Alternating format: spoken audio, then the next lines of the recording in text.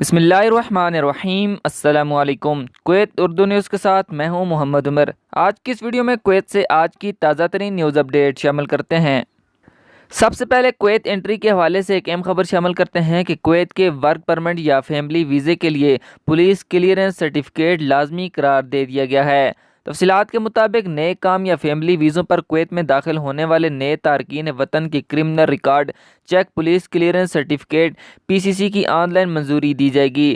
ستمبر سے لاگو ہونے والے اس نظام کے لیے ہندوستان پہلا ملک ہوگا جبکہ یہ قانون دیگر ممالک پر بعد میں وزارت داخلہ، وزارت خارجہ اور کویت کے سفارتخانوں کے درمیان ہم آہنگی کے ساتھ لاگو کیا جائے گا۔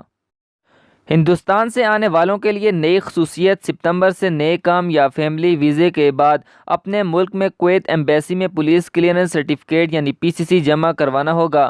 کویت سفارتخانہ اس کی صداقت کی تصدیق کرے گا اور کراس چیکنگ یعنی درست کفیل کی تصدیق یا چیک کیا جائے گا کہ آیا ویزے کویت کے سابق رہائشی کے لیے ٹھیک ہے کہ نہیں، کے بعد ہی اسے کویت کی وزارت داخلہ کو آن لائن بھیجا جائے گا۔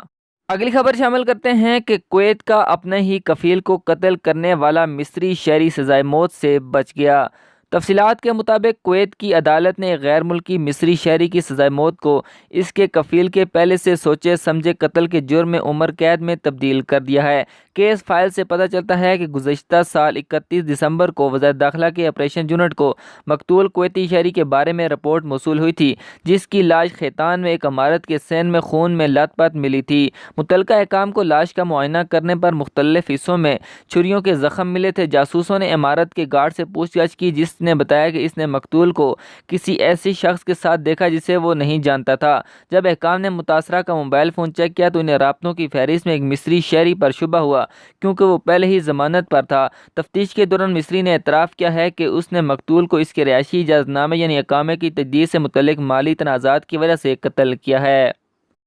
تاہم اس نے تفتیش کاروں کو بتایا ہے کہ مقتول کو قتل کرنے کے بعد اس نے آلہ قتل جو کہ ایک چاقو تھا کو جریب الشیخ میں اپنے گھر میں چھپا دیا اور اپنے کپڑے بدل کر الفیل چلا گیا تھا۔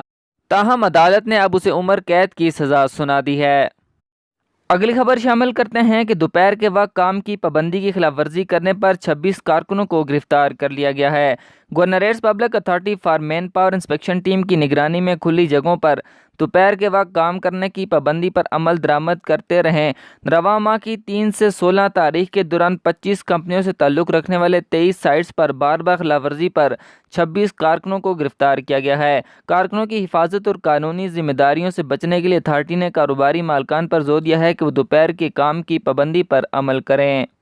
اگلی خبر شامل کرتے ہیں کہ کویت سول سروس کمیشن نے اعلان کیا ہے کہ اتوار یعنی 31 جولائی 2022 کو نئے ہجری سال 1444 ہجری کے موقع پر سرکاری شعبوں میں عام تعطیل ہوگی۔